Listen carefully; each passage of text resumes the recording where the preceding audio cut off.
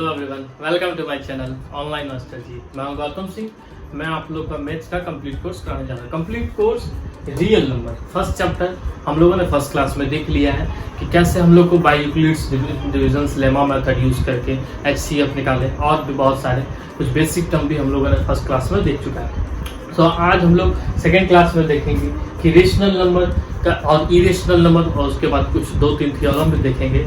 तो फर्स्ट देखते हैं कि कुछ बेसिक टर्म रेशनल नंबर। आप लोग को पता हो कि रेशनल नंबर होता क्या है। The number which is in the form of P by Q, number which is in the form of P by Q where Q not equals to 0। तो ये क्या कहलाता है? Rational number. अब रेशनल नंबर कोई भी रेशनल नंबर जैसे 5/6 है, 7/8 है, और भी 32/74 कुछ भी, तो ये नंबर क्या है मेरे? सब रेशनल नंबर है, where Q not equals to 0 है। अब उन सारे का कोई भी रेशनल नंबर दो, उसका डेसिमल एक्सप्रेशन दो ही चीज हो सकता है, या तो टर्मिनेटिंग डेसिमल एक्सप्रेशन हो सकता है, या तो नॉन टर्मिनेटिंग रिपीटिंग डेसिमल। तो टर्मिनेटिंग डेसिमल क्या होता है? यानी जैसे डेसिमल उसको डिवाइड करें या सॉल्व करें, इसको हम लोग डेसिमल वैल्यू निकालें, तो क्या होगा? आफ्टर सम टाइम वो स्टॉप हो जाएगा उसके, जैसे वैल्यू जो आता है, सपोज जैसे आया 5432 ऐसे कुछ भी आया तो वो स्टॉप हो गया, उसके आगे वैल्यू अब नहीं आने वाला कैलकुलेट करने में। और नॉन टर्मिनेटिंग यानी जो एंड ना हो, रिपीट होने लगे, जैसे एग्जांपल लेते हैं 545454, इस ऐसे ही चलते जा रहा है, तो इसको हम लोग और लिख सकते हैं ये 54 का रिपीटिंग वैल्यू। तो ये हम लोग का क्या कहलाता है? Terminating, non terminating, repeating. इसको कोई दिक्कत नहीं है। अब देखते हैं कि अगर हम लोग को कैलकुलेट करना है और विदाउट कैलकुलेशन हम लोग खुद देखना है कि ऐसे कौन सा टर्मिनेटिंग वैल्यू देगा कोई भी नंबर हम लोग का रेशनल नंबर, और कौन सा नॉन टर्मिनेटिंग रिपीटिंग वैल्यू देगा। जैसे तो नंबर अगर नॉन, ये चीज ध्यान रखना है, टर्मिनेटिंग डेसिमल जो एक्सप्रेशन होगा, तो यहाँ पे Q में क्या होना चाहिए? Q डिनोमिनेटर में हम लोग का 2 to the power n और 5 to the power n, यानी इस फॉर्मेट में अगर हम लोग के पास डिनोमिनेटर में वैल्यू है तो उसका टर्मिनेटिंग वैल्यू देगा। Otherwise if Q not equals to 2 to the power n 5 to the power n अगर है तो हम लोग को नॉन टर्मिनेटिंग रिपीटिंग वैल्यू देगा। यानी इसके जगह में जैसे यहाँ पे कुछ भी रहा 13/3 कोई भी वैल्यू, यहाँ पे क्या है? ये नहीं है, ये क्या है? ना ही 2 है ना ही 5 है, इसके फॉर्मेट में नहीं है, तो ये हमें क्या देगा? एक non terminating repeating decimal expression देगा। तो जैसे कुछ एक क्वेश्चन लिया मैंने, so that each of the following rational number is a terminating decimal and expressing decimal form. हमको शो करना है कि ये दोनों वैल्यू एक टर्मिनेटिंग डेसिमल हम लोग को देगा, और उसके बाद हम लोग को इसका कैलकुलेट करना है। ठीक, तो देखते हैं। जैसे ये क्या है? हम फर्स्ट क्वेश्चन मेरे पास है 23/2 to the power 3 5 to the power 6। तो ये हम लोग बिना देखे कह सकते हैं yes it will give terminating decimal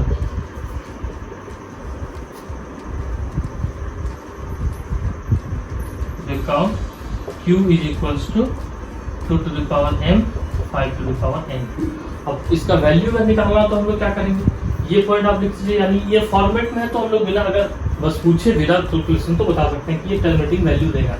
अब इसी में है कि एक्सप्रेशन डेसिमल फॉर्म हमको एक्सप्रेस करना है, तो एक्सप्रेस करने के लिए हम सिंपल से सिंपलेस्ट तरीका देखिए। 23 बाय है 2 to the power 3 5 to the power 6। हम लोगों को ये दोनों पावर अगर इक्वल कर लेते हैं तो एक 10 टोटल आ जाएगा। देखते हैं, ये 23 2 to the power 3 और 2 to the power 3 हम न्यूमरेटर डिनोमिनेटर में इनटू कर देते हैं। ठीक, और ये 5, ये दोनों पावर जुड़ जाएगा, ऊपर मेरा 23 इंटू 8 हो जाएगा। ठीक, ये 2 to the power 6 और 5 to the power 6। अब यहाँ पे इसको हम लोग इंटू करेंगे 23 इंटू 8 24 16 और 2 18 बाय ये क्या है?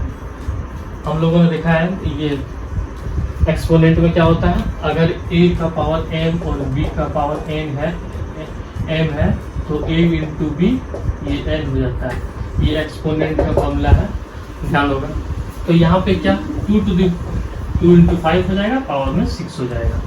अब हम लोग के पास ये 184 10 का पावर 6, 10 का पावर 6 यानी डेसिमल एक्सप्रेशन इसका क्या होगा, उधर से 10 डिजिट काउंट करके हम डेसिमल पुट कर देंगे, यानी विदाउट कैलकुलेशन में लिख सकते हैं 184 लिखे।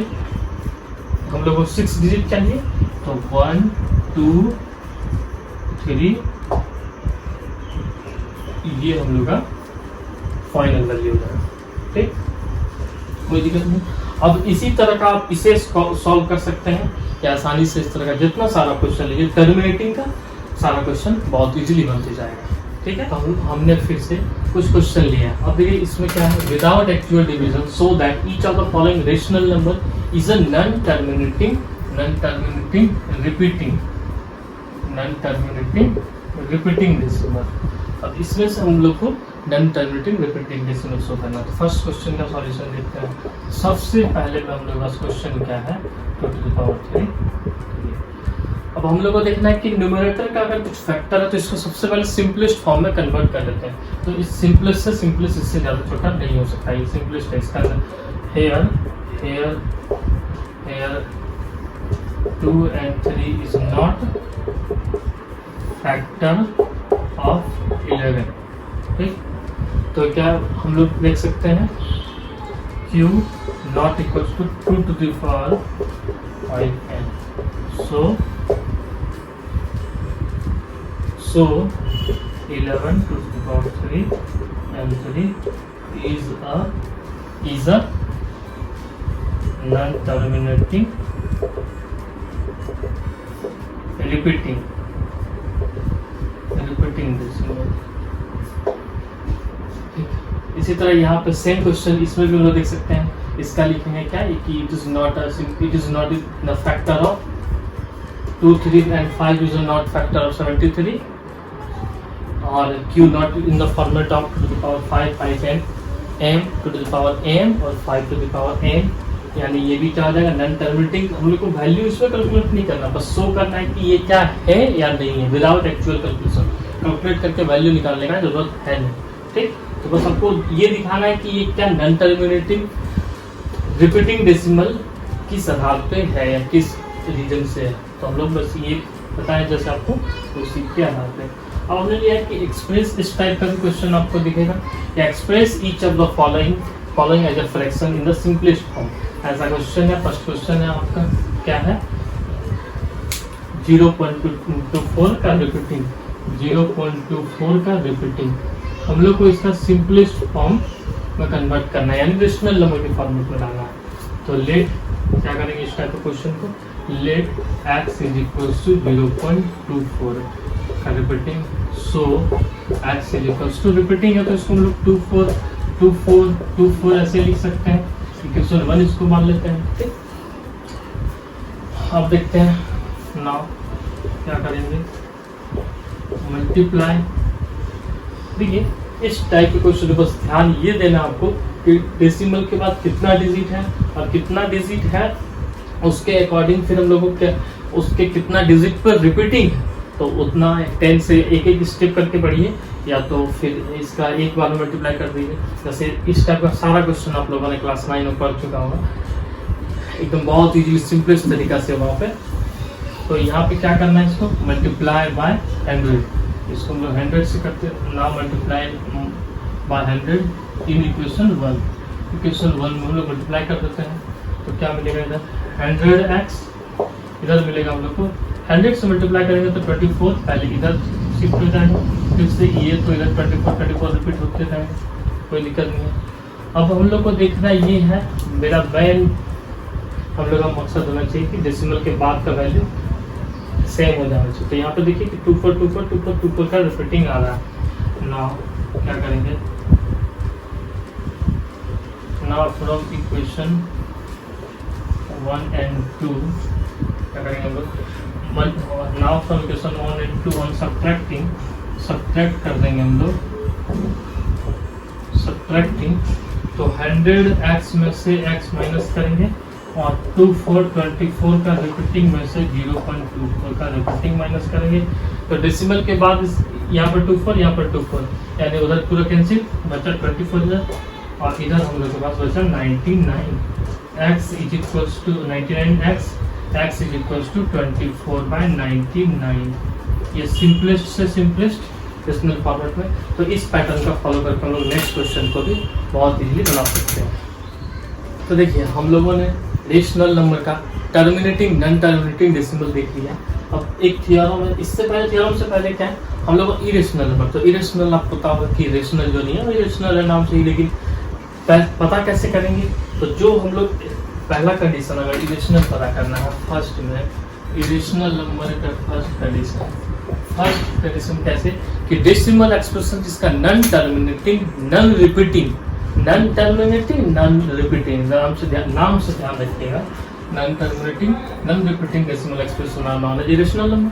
यानी वैल्यू से कैसे 5, 3, 6, 4, 2 कुछ भी ऐसे जाना, ना ही ये टर्मिनेट हो रहा ना रिपीट हो रहा है, ठीक, लेकिन वैल्यू हम लोग को कैलकुलेट होते आते जा रहा है।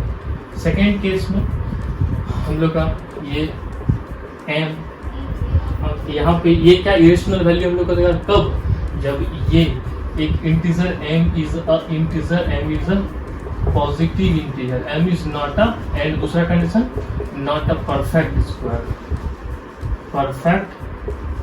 स्क्वायर, ठीक। Second condition. थर्ड कंडीशन हम लोग को इरेशनल कैसे पता चलेगा, m एक इरेशनल नंबर होगा कब, जब ऐसे क्यूब में रहे।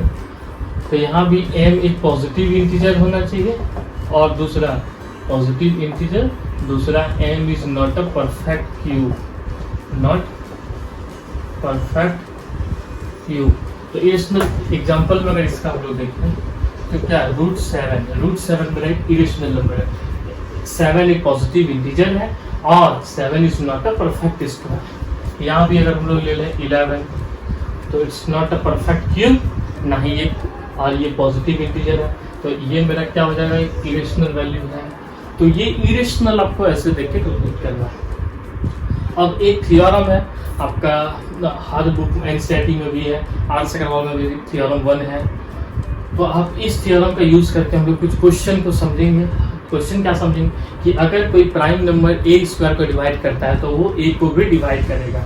अगर कोई प्राइम नंबर, तो थ्योरम क्या है, let p be a prime number and a be a positive integer if p divides a square then so that p divides a, p अगर p divides a square को divide करता है तो हम लोग को शो करना है क्या कि p a को भी डिवाइड करेगा, ठीक। तो प्रूफ देखते हैं, तो ध्यान से देखिए कि इस थ्योरम को कैसे प्रूफ करना है। तो लेट सेम जैसा है वैसे लिखते हैं, late p be a prime number and a be a positive integer such that p divides a square, ठीक। We know that every positive integer, कोई जितना सारा पॉजिटिव इंटीजर जो भी है, तो उसको हम लोग एक्सप्रेस क्या चीज में कर सकते हैं कि वो प्रोडक्ट और as express as a product of prime numbers, यानी यहाँ पे a मेरा a क्या है, a एक पॉजिटिव इंटीजर है, a can be express as a product of prime number. यहाँ पे p1 p2 p3 ये क्या प्रोडक्ट है, where p1 p2 p3 p4 जितना जो भी प्राइम आ रहा है सब क्या है, प्राइम नंबर है, और not necessarily all are distinct, ऐसा नहीं कि और सब अलग हो जाएगा। अब हम लोग क्या करेंगे कि इसका a स्क्वायर, अगर a को a से इंटू करते हैं तो a स्क्वायर हो जाएगा, LHS में RHS में दोनों इंटू होता है, तो p1 का स्क्वायर, p2 का स्क्वायर, p3 का स्क्वायर, p डॉट और pn का स्क्वायर, यहाँ तक कोई दिक्कत नहीं है। अब हम लोग को क्या ये चीज गिवन है कि p a स्क्वायर को डिवाइड कर रहा है, p डिवाइड्स a स्क्वायर।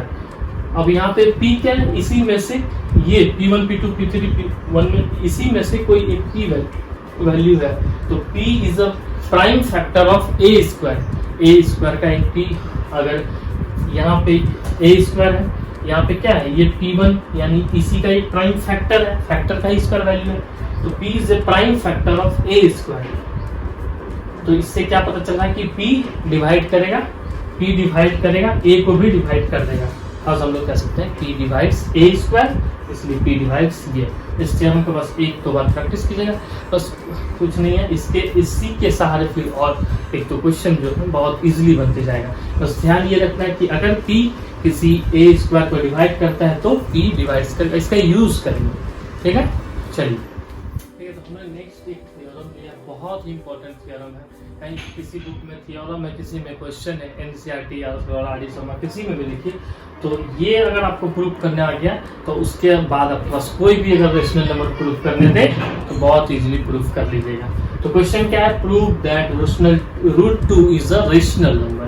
√2 एक रेशनल नंबर है, बट इसके अलावा किसी के लिए भी यूज कोई भी प्राइम नंबर हो, जैसे फॉर एनी प्राइम 3 हो, 5 हो, 7 हो, 9 हो, 11, 13 किसी के लिए भी बहुत इजीली आप इसी तरीका का यूज करके बहुत इजीली प्रूव कर सकते हैं। तो देखते हैं कैसे।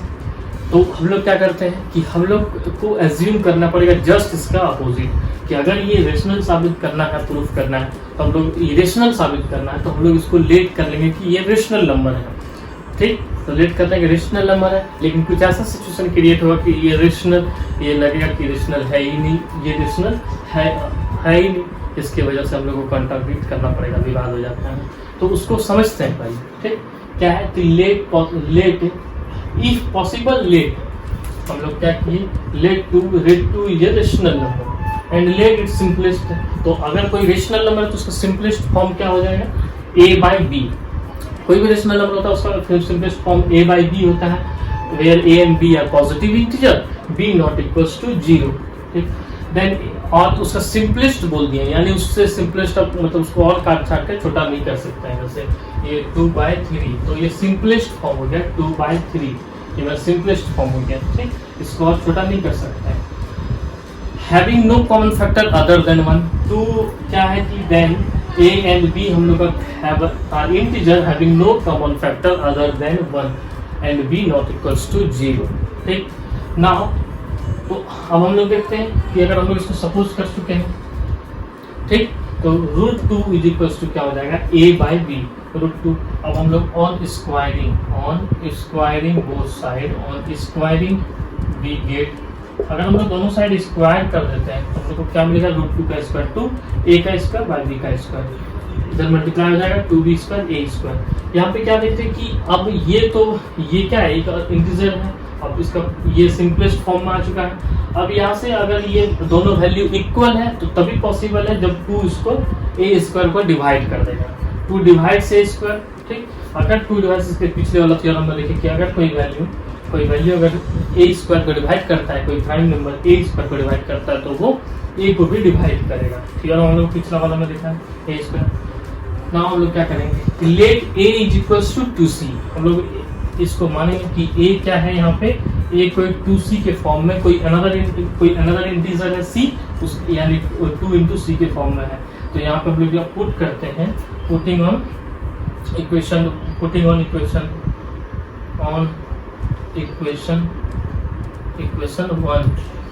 वन पे पुट किए,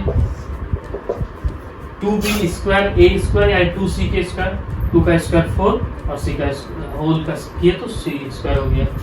अब यहाँ पे देख रहे हैं कि कैलकुलेट करने के बाद b स्क्वायर 2c स्क्वायर, फिर से हम लोगों ने देख रहा है कि यहाँ पे ये दोनों इंटीजर है, यानी 2 डिवाइड करेगा b स्क्वायर को, 2 divide c square, 2 divide c। यहाँ से हम लोग को क्या पता चल रहा है कि 2 जो है वो b को भी डिवाइड कर रहा है और 2 a को भी डिवाइड कर रहा है। ठीक, तो यहाँ से क्या पता चल रहा है कि 2 क्या है, दोनों जगह कॉमन फैक्टर बन चुका है। अगर वो डिवाइड कर रहा है तो ये कॉमन फैक्टर बन जाएगा, थर्स 2 is a common factor of a and b। But हम लोगों ने फर्स्ट में बताया कि इसका एक के आगे कोई कॉमन फैक्टर नहीं है। ठीक, थर्स 2 is a common factor, but this contradicts the fact that a and b have no common factor other than 1। contradicts यानी विवाद हो जा रहा है कि हम लोगों ने शुरू में ही बोला कि इसका other than 1 नहीं है फैक्टर, तो यहाँ पे कैसे आ जा रहा है, तो कंट्राडिक्शन आया कैसे, क्यों आया, तो हम लोगों ने जो एज्यूम कर लिया था √2 एक रेशनल नंबर है, तो वो नहीं है, वो रेशनल नहीं है, इसलिए वो √2 इज अ इरेशनल नंबर।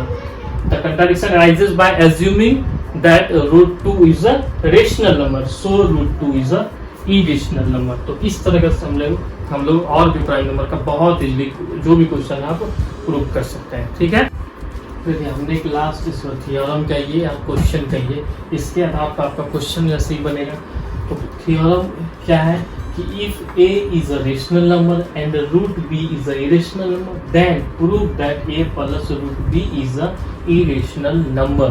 ये हम लोग को प्रूफ करना है इसके आधार पर, इसी के आधार पर आप बहुत सारा क्वेश्चन बना सकते हैं, जैसे 3 प्लस √5, 3 माइनस √2 और 5 प्लस √7, यानी इस तरह कोई भी क्वेश्चन आपके पास है तो आप इसके आधार पे इजीली एकदम बना सकते हैं।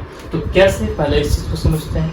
तो जैसे हम लोगों ने वहाँ पे इरेशनल प्रूफ करने के लिए एज्यूम किया था, तो यहाँ पे भी उसी आधार पे कुछ करते हैं, देखते हैं क्या करना है। तो let a is a rational number and √b is a irrational number, ये हम लोग को गिवन है। Then we have to prove that a plus √b is a irrational number.